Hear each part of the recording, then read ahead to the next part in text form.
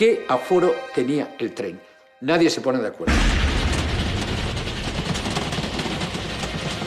De León salieron, aquí no llegaron, a ver dónde están.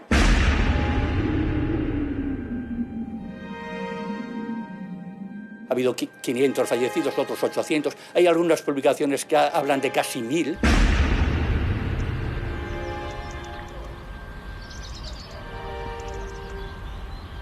Entiendo perfectamente que habría miedo a la publicación de las fotografías.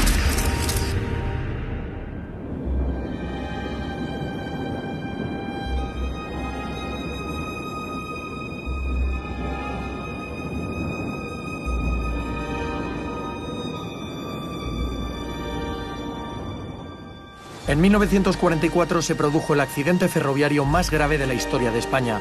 Ocurrió en las montañas de León. La dictadura franquista ocultó sus dimensiones y el tiempo ha borrado muchas de sus huellas. Pero aún queda quien cuenta el choque de 3 trenes, las explosiones, los vagones en llamas en un túnel, las incógnitas en torno a las decenas o los centenares de muertos y desaparecidos. Y hay también pruebas y documentos que nunca han aparecido en televisión, actas judiciales, informes internos de la Guardia Civil y fotografías del funeral. Hoy, 75 años después, reconstruimos la tragedia con nuevos testimonios de testigos, historiadores y supervivientes.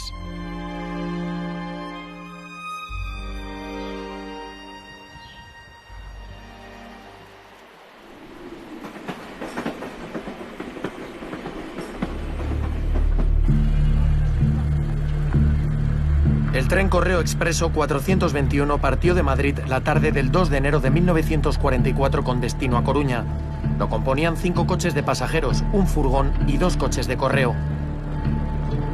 En la provincia de Palencia subieron al convoy muchos viajeros procedentes de Barcelona, Logroño y Zaragoza y expediciones de marineros del País Vasco y Cantabria. El 3 de enero, pasadas las 7:30 de la mañana, el tren llegaba a León. Venía con 2 horas de retraso y allí acoplaron el tren de Asturias a la cola del tren Correo Expreso. Venían de Gijón y también era una expedición bastante numerosa, formada por 61 marineros que prácticamente cuando se llegan no tienen sitio. El convoy asturiano se añadió por cola a la composición que venía de Madrid. Eran 3 vagones más, atestados de pasajeros.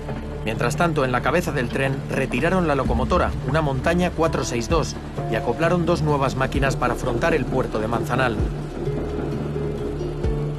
Una mastodonte de la antigua compañía de andaluces y una Mikado, una americana, de la compañía del norte. A los mandos de la Mikado que encabezaba el convoy estaban el maquinista Julio Fernández y el fogonero Federico Pérez. 45 kilómetros más adelante, en la estación de Astorga, se volvían a detener más de 20 minutos. Había que dar cerraje a los frenos, aproximar las zapatas de cada vagón para que funcionaran. Mientras, seguía subiendo gente al convoy.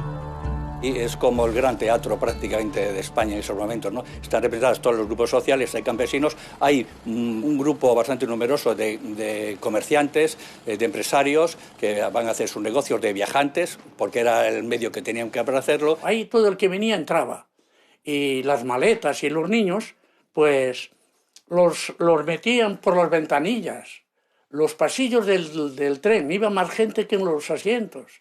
Aquello era, que calculo yo, que cada unidad llevaría de 60 a 80 personas. Casi todos los que subían llevaban billete de tercera clase, pero esos coches estaban colapsados, así que se subieron en la parte delantera del tren, en primera. El convoy prosiguió su marcha hacia el puerto de Manzanal. Cuando se detuvo en Brañolas, la estación a más altitud del recorrido transportaba entre 900 y 1000 personas. Y le dijo, Luis, pero no subes. Dice, no, han mandado, ya no me dejan, una circular que no esto. Hombre, sube para acá, que donde voy yo vas tú. Porque él era mozo de tren ferroviario. Y claro, mi padre subió para allí, que era el furgón el que iba detrás de la máquina. 2 kilómetros después de la estación empezaba el descenso del puerto, un recorrido conocido entre los ferroviarios como la rampa de Brañolas.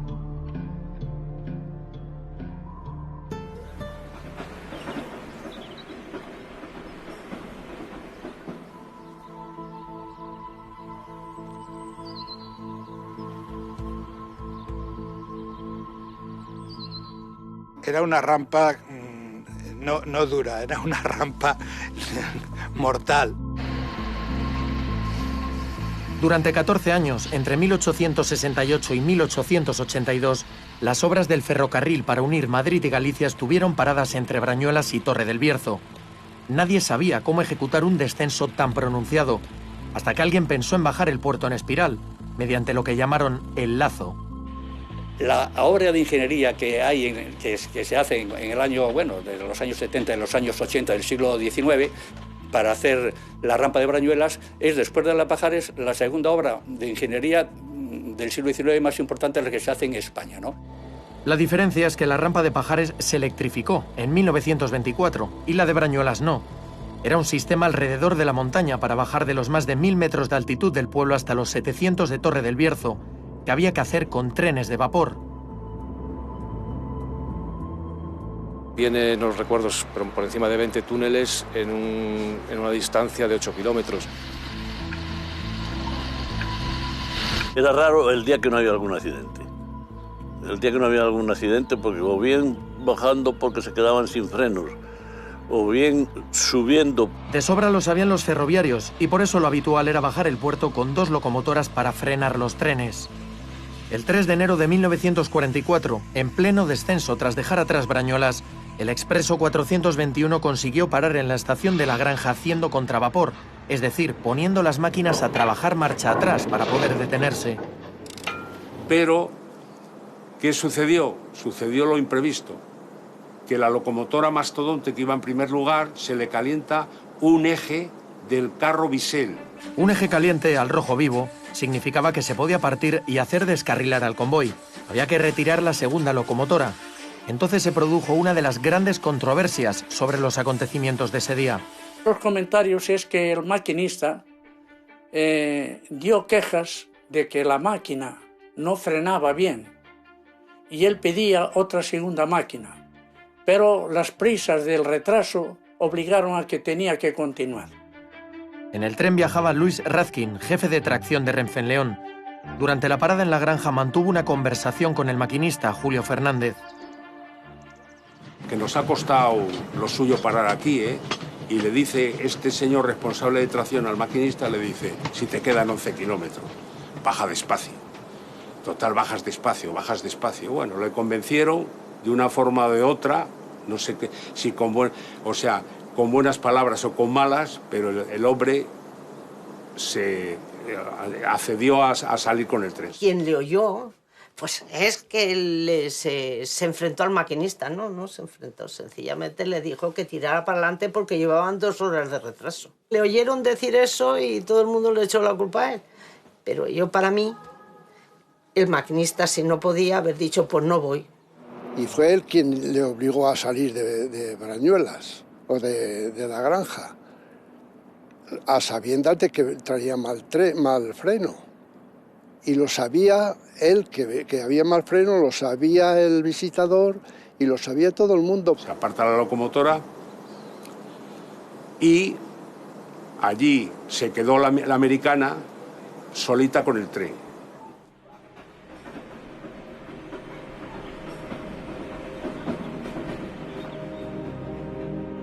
El tren reanuda la marcha. Al salir del túnel 14, nada más abandonar la estación de La Granja, el maquinista vuelve a usar contravapor para tratar de retenerlo. El maquinista Julio Fernández hace uso de todo lo que tiene a su alcance, de todos los medios que tiene a su alcance para frenar el tren. Para frenar el tren, por supuesto, es la contramarcha, el freno de vacío que existía en aquel momento. El jefe de tracción, Luis Razkin, advierte que el tren va más rápido de lo normal y trata de frenar los vagones. Los trenes tenían una garita, iba un mozo, y entre los dos le cogió y le dijo, venga, tú vete cerrando, que yo voy, tú vete por un lado, que yo voy por otro. Iban cerrando a mano, frenando. Él abriéndose paso como podía, accionando en cada vagón lo que se llama el freno de usillo, esa cosa que se hacía así y tal, pues ni por esas pueden frenar aquello. Estos agentes ferroviarios, que fueron 2, incluso algunos pasajeros, pues prácticamente decían que fuesen hacia atrás, que marcharan hacia atrás porque era eminente que la posibilidad de un accidente. Había un apeadero que era Álvarez, y en Álvarez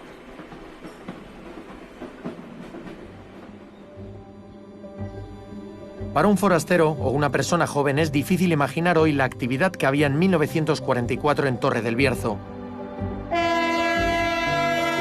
Tiene una de tantas estaciones yermas de la España que se vacía. La mayoría de los trenes entre Galicia y la meseta la atraviesan a toda velocidad. Unos pocos paran. Queda un andén en uso limpio y renovado, y una caseta de ladrillo para resguardarse de la nieve y la lluvia. Está junto al vallado que impide el paso a la antigua cantina y el centenario edificio original de la estación.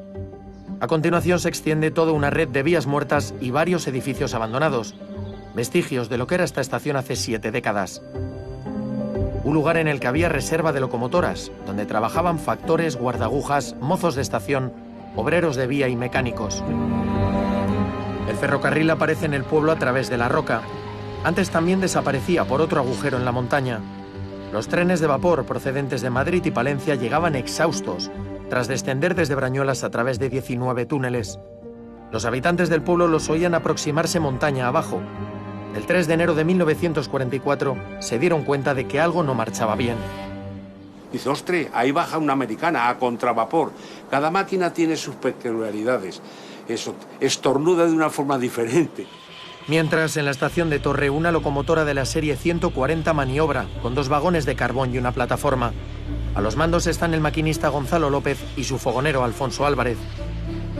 El jefe de estación les ordena que inicien la marcha rápidamente en dirección a Galicia para despejar la vía, tras recibir la llamada de alarma desde Álvarez. Venía por la correspondencia todos los días. Y esperábamos aquí, ahí mismo era, todos, estaba lleno de gente, todo eso.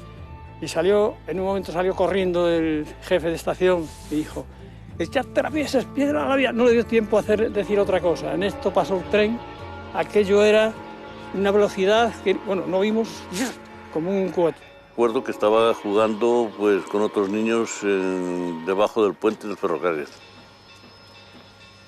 Y cuando sentimos un ruido un estruendo muy grande. Yo salí a carrera, como todo el pueblo, salimos con dirección a la estación. Vinimos por el Pan a Torre y cuando veníamos a la altura del túnel, pues oímos un ruido espantoso. Es la 1:20 de la tarde. El tren Correo Expreso de 436 toneladas alcanza por detrás al tren de maniobras en Peñacallada, en un túnel a la salida del pueblo que ya no existe, el túnel 20. La máquina de maniobras pierde parte de su composición dentro del túnel, pero no descarrila, sino que sale despedida por la boca norte. Detrás, 5 vagones del tren expreso quedan atrapados dentro de la montaña. El furgón, 2 coches de correos, un coche de primera y otro de primera Ibar. Yo marché contra una esquina del vagón y fue cuando me hice un corte largo en la ceja del ojo izquierdo. La gente gritaba. En aquel momento, en pocos instantes, todo se volvía humo, salir del túnel. Después, al poco rato, llamas. Algún viajero salía como una antorcha, pero se caía ya cerca del túnel muerto. Mi padre le pilló en los primeros vagones, entonces a él se cayó en el coche y una barra de hierro le atravesó una pierna. Entonces no se podía mover y el coche empezó a arder. Y gracias a que pasó uno que le conocía y le llamó inmediatamente y vinieron. Mientras, en vista del retraso acumulado desde León por el tren Correo Expreso, los responsables de circulación han admitido un tren de mercancías en dirección contraria, con 27 vagones y 747 toneladas de carbón, que debe cruzarse con el correo en Torre. Como el correo y el tren de maniobras ocupan la vía, la señal avanzada antes de entrar en el túnel 20 por el lado norte tendría que ordenar al mercancías que se detenga. Pero el choque ha destrozado las transmisiones de alambre de la señalización, así que indica vía libre. El Carbonero, tirado por una Santa Fe, la máquina de vapor más potente de Europa Occidental, avanza hacia el accidente. Un tren de casi 1000 toneladas llegó a obtenerse alrededor de los 4000 caballos, 3900 y pico caballos de potencia, que en una locomotora de vapor tiene tela. En ese momento, los pasajeros de los primeros vagones del Correo están atrapados en el túnel 20 de 160 metros de longitud. Entonces yo allí ya vi un trozo de pierna con un zapato de una señora y muchas cosas de allí, y los gritos seguían sintiéndose. Por favor, auxilio, auxilio, auxilio. Pero entonces en esto que viene mercancía de abajo. El maquinista y el fogonero han conseguido detener la máquina de maniobras 300 metros más adelante. A pie de vía, en una alta trinchera entre dos túneles, no pueden ver el tren que se aproxima, hasta que los avisan por señales desde lo alto. El alto penacho de humo de la Santa Fe aparece de frente. Los maquinistas y fogoneros se apearon para hacerle señales a otro tren que venía, un carbonero, que así, ese venía lanzado y venía con una máquina de aquella Santa Fe. Del otro lado de la mina, pues empezaron que choca, que va a chocar, que va a chocar, y exacto.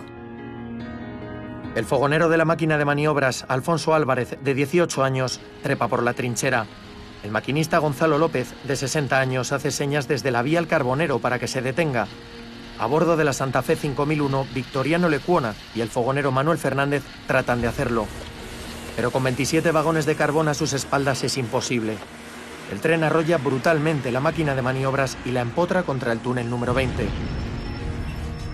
Entonces mi padre se bajó de la máquina y puso alto. Y entonces al chocar el tren con la máquina de mi padre se cayó un vagón y ese fue el que lo mató a él.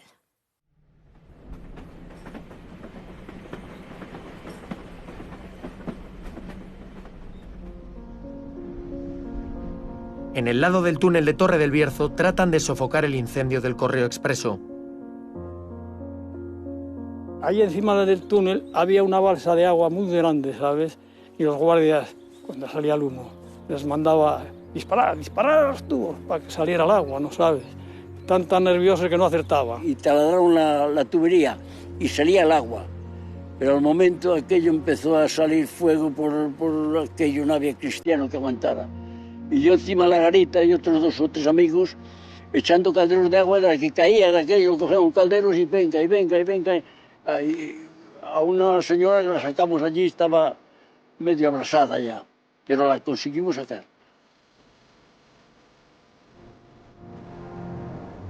Los vagones de madera, pintados de barniz, con la caldera que llevaban de gas para dar luz a los vagones, y las máquinas de vapor con las llamas y todo aquello, era imposible.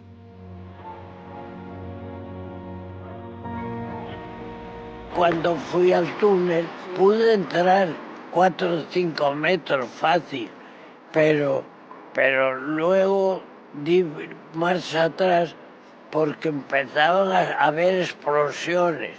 Sentías tiros, porque mira, venían guardias y venían unos soldados de Astorga, me parece, pero venían los últimos coches. Algunos tiros igual los tiraban ellos, porque oye, es que ver ahí atrapado a uno medio muriéndose y eso, me cago en 10.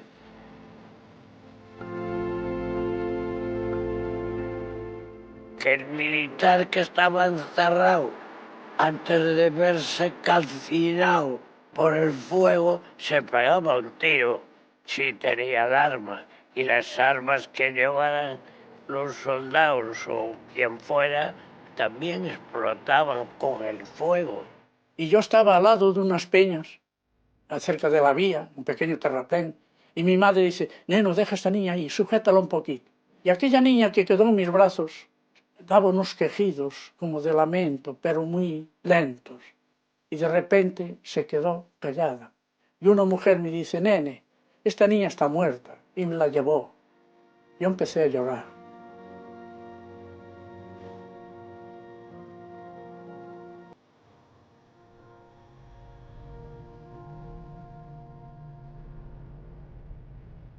Empezaron a sacar muertos, los almacenaban en donde se podía, incluso por las orillas de la carretera Nacional 6, que pasaba en aquel entonces pasaba por el centro del pueblo, y aquello pues era dantesco.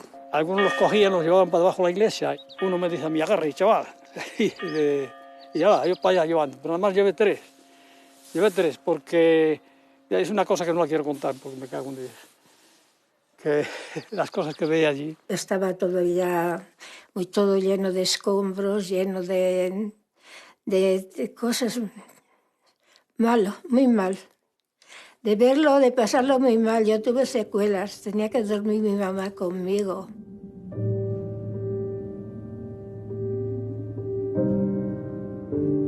Hasta el atardecer, los únicos auxilios que tuvimos fue la Guardia Civil de Torre del Bierzo y los vecinos de Torre del Bierzo, que aquellos, desde luego, merecen la felicitación más grande.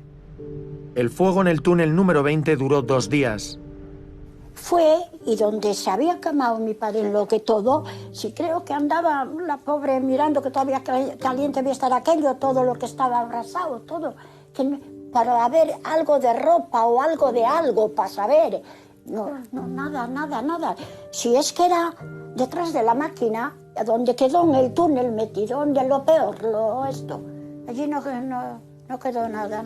Ahí a la entrada del túnel hicieron como una cosa que ahí echaron todas las cenizas, ¿sabes? Y todos los años venían de muchísimos pueblos el día de Todos los Santos. ¿Sabes? Hay una cantidad de flores. El juzgado de instrucción de Ponferrada hizo un listado inicial con 74 heridos trasladados a León y Ponferrada y describió en una lista el aspecto físico de 55 víctimas mortales. Niña que viste como de unos 8 años, que viste camisa rosa con zapatos a juego, etcétera, tal, una cosa conmovedora que la gente que vivía entonces, bueno, que tenía uso de razón, lo recuerda vivamente.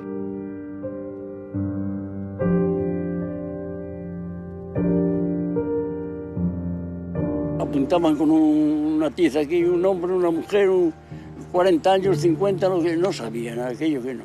Aquello era imposible conocer aquello. Aquello no, yo no vi cosa igual. Y después decían que 50 muertos, y no se sabe los que murieron allí.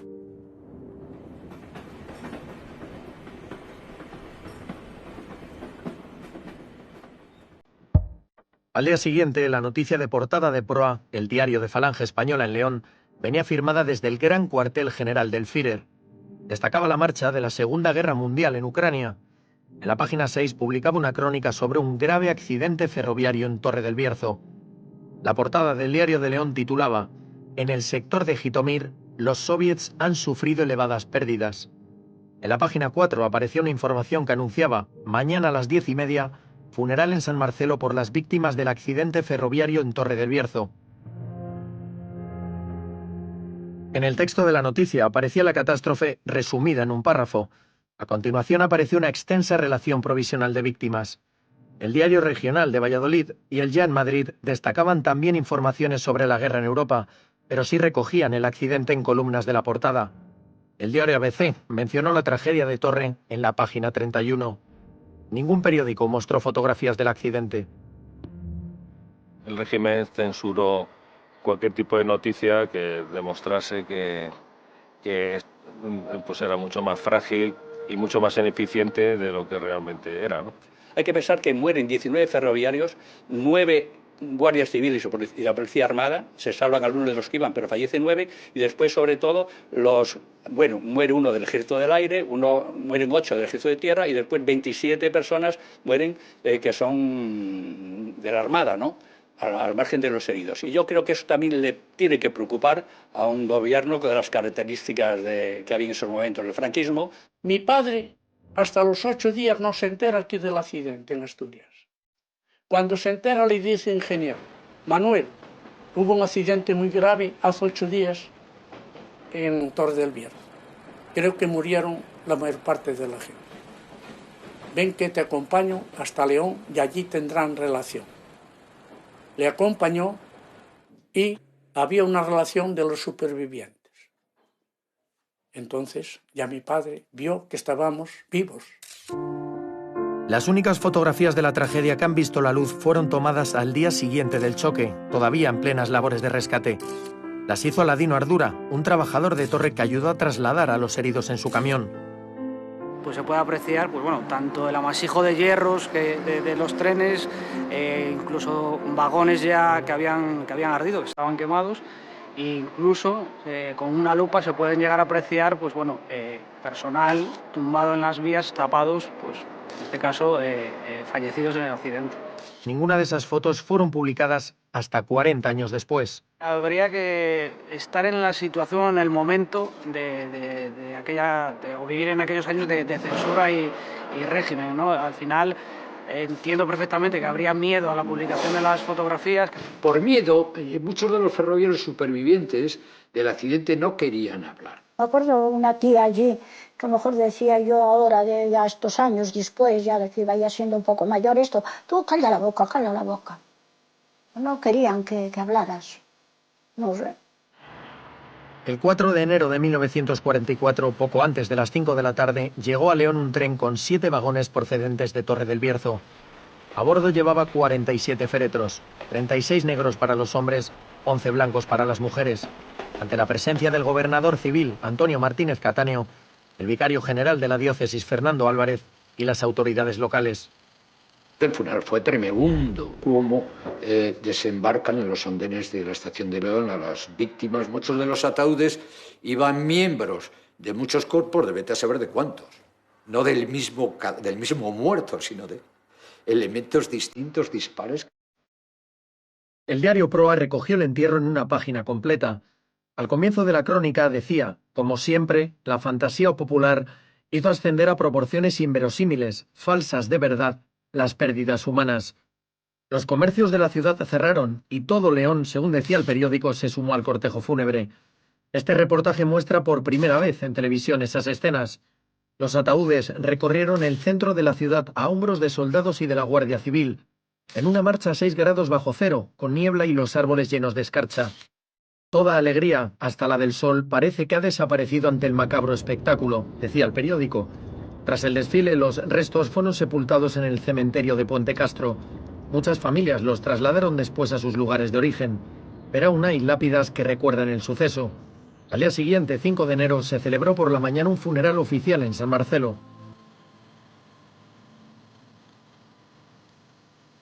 Luego se pierde en el tiempo, nadie recoge el resultado del, el contenido del sumario, ni la sentencia y tal, hasta nuestros días. La catástrofe dejó de existir para los medios de comunicación.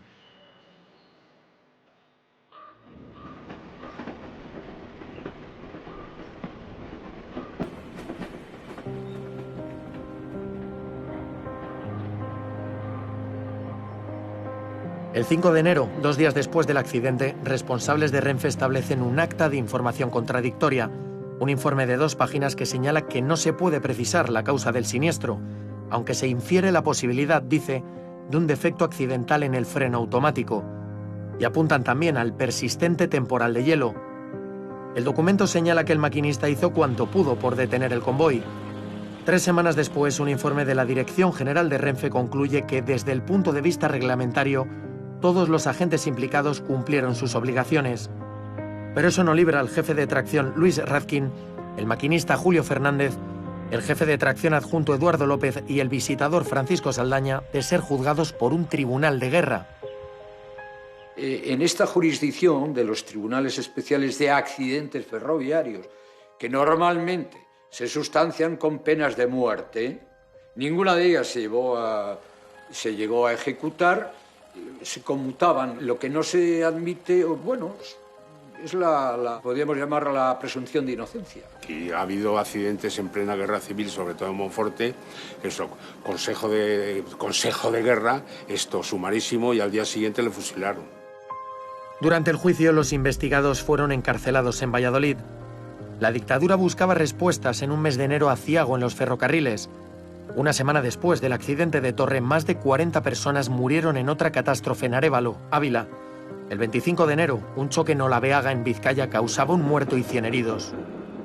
El régimen ocultaba todo lo que ocurría, y todo lo que tenía que ver con los accidentes, y utilizó un argumento recurrente que era achacarlo a las guerrillas, a los maquis, pero la propia Guardia Civil en los informes decía que, bueno, que tenían que contar que eran los guerrilleros, pero que realmente estaban provocados por deficiencias de las instalaciones y de los equipos. Extrajudicialmente, por el Consejo de Administración de Renfe, entonces, que es ya consecuente con el famoso comunicado, el bando del gobierno diciendo que después, haciendo un acto de reflexión del enero negro, del accidente de Torre, el accidente de Arévalo, del de Olaveaga y cualesquiera otros de menor cuantía, que, en fin, el estado de la red ferroviaria es penosa debido a la mala gestión de la República. Se destituye al presidente del Consejo de Administración de Renfe y se nombra director general a Rivero de Aguilar, un señor que era de total confianza de Franco, con el que había hecho la guerra en África, etcétera, que durante la guerra civil había estado al frente, un teniente coronel, al frente del servicio militar ferroviario.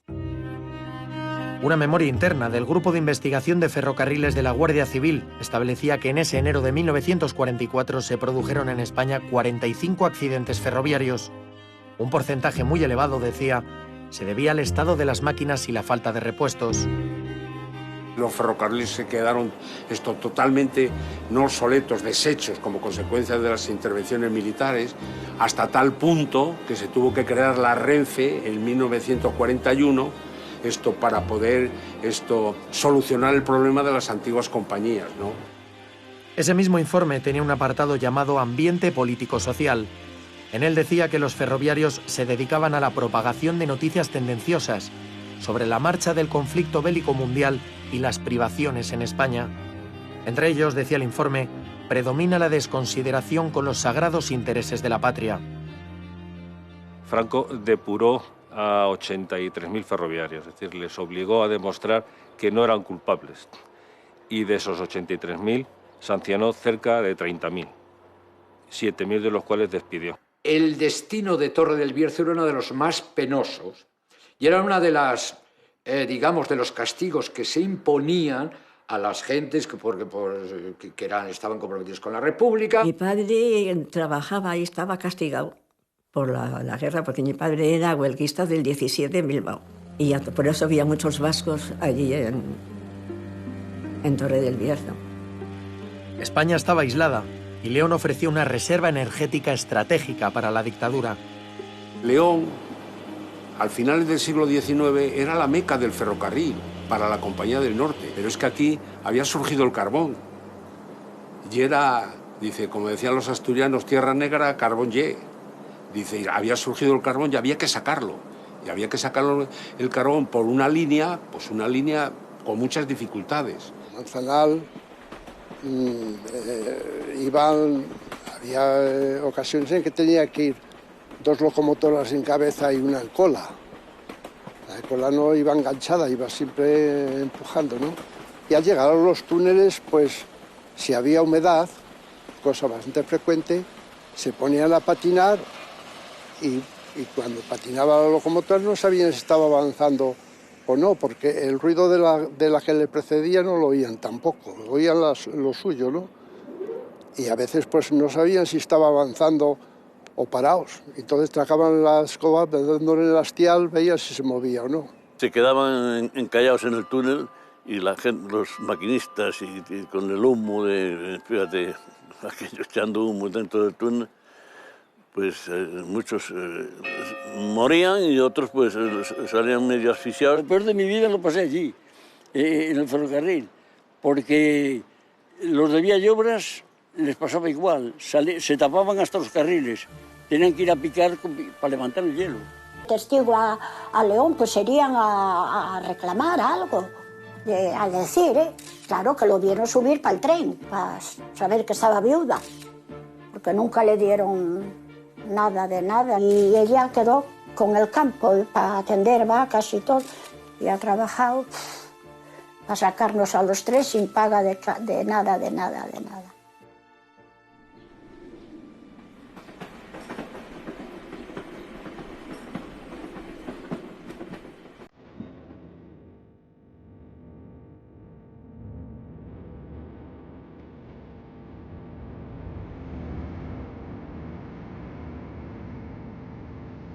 La censura y las incógnitas sobre el número real de pasajeros y desaparecidos envolvieron la catástrofe durante décadas.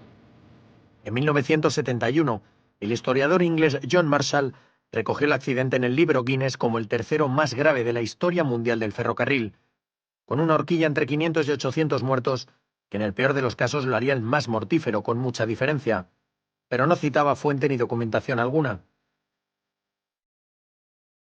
No se basa en ningún dato ni fehaciente, ni real, ni comprobado. Con lo cual, el número de muertos ha sido una especie de, como si estuviéramos hablando de una ronda de apuestas, ¿no? Estudios más recientes rebajan sensiblemente esa cifra y la sitúan entre los 100 y los 200 muertos, sin apearlo del triste escalón de accidente más grave de la historia del ferrocarril en España.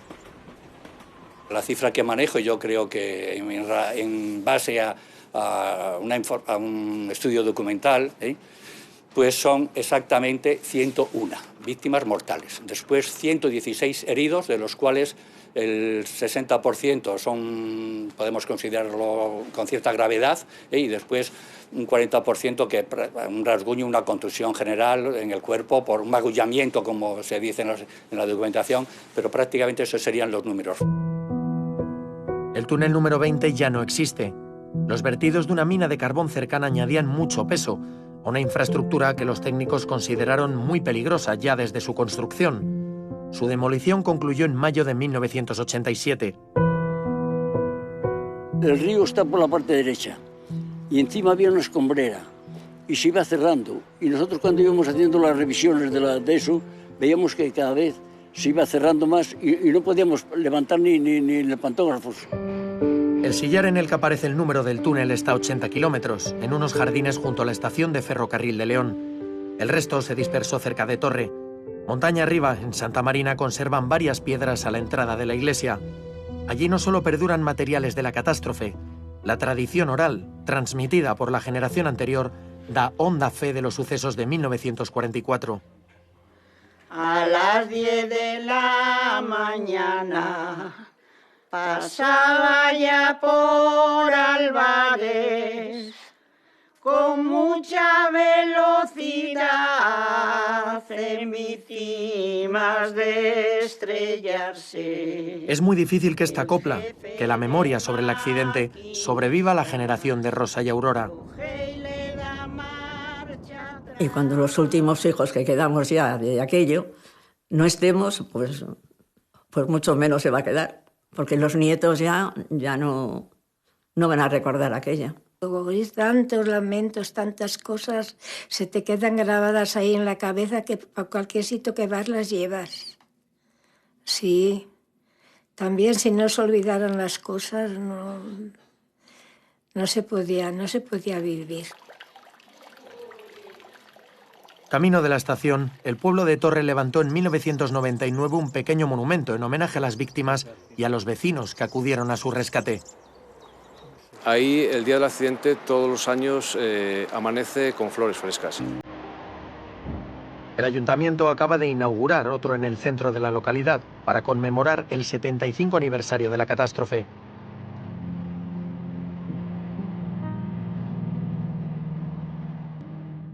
En la vecina Galicia también perviven recuerdos difuminados. En aquel correo expreso viajaba un equipo de fútbol, el Betanzos. Regresaba tras perder 6-1 contra el Palencia el día anterior. En el choque murieron 2 jugadores, el defensa Marelo y el portero Moisés.